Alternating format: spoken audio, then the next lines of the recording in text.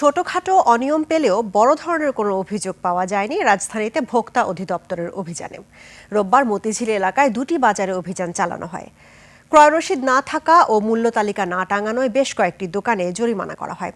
বাজারে দু একটি জিনিসের দাম বেশি হলেও কোনো পণ্যের ঘাটতি নেই। আরও জানাচ্ছেন সঞ্জয় অধিকারী।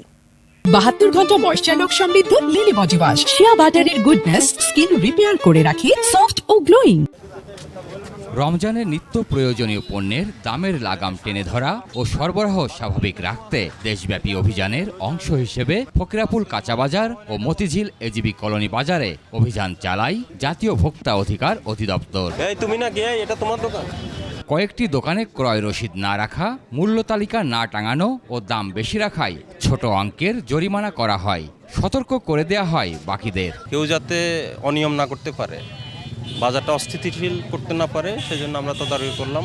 আমরা এই বিষয়ে আজকে ফকিরাপুল বাজার এবং এজিবি কলোনি বাজার এই দুইটা বাজার পরিদর্শন করেছি। এখানে যারা ব্যবসায়ী রয়েছেন, এর সংশ্লিষ্ট যারা ব্যবসায়ী রয়েছেন তাদেরকে আমরা সতর্কতা করলাম।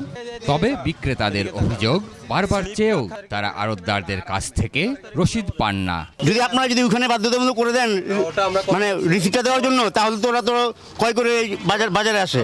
খুচরা বিক্রেতাদের পাশাপাশি আড়তগুলোতেও অভিযান চালানো হচ্ছে জানিয়ে ভোক্তার কর্মকর্তা বলেন, সব ধরনের অনিয়মের বিরুদ্ধেই কঠোর ব্যবস্থা নেওয়া হচ্ছে। যেখানে পাইকারি আড়তগুলো রয়েছে ওখানেও আমাদের মনিটরিং আমরা করেছি, আমরা সব সময় করে আসছি। এখানে বিভিন্ন সমস্যা রয়েছে, যে তারা যাতে ক্যাশ মেমোটা দেয়, তারা কিন্তু এর আগে দিয়েছিল, আবার হয় বন্ধ করে দিয়েছে। এই পর্যায়ে আমরা কাজ করে আসছি এবং ভবিষ্যতে আরও করব। জনসাধারণের ভোগান্তি কমাতে তাদের এই অভিযান চলবে বলে জানান তিনি।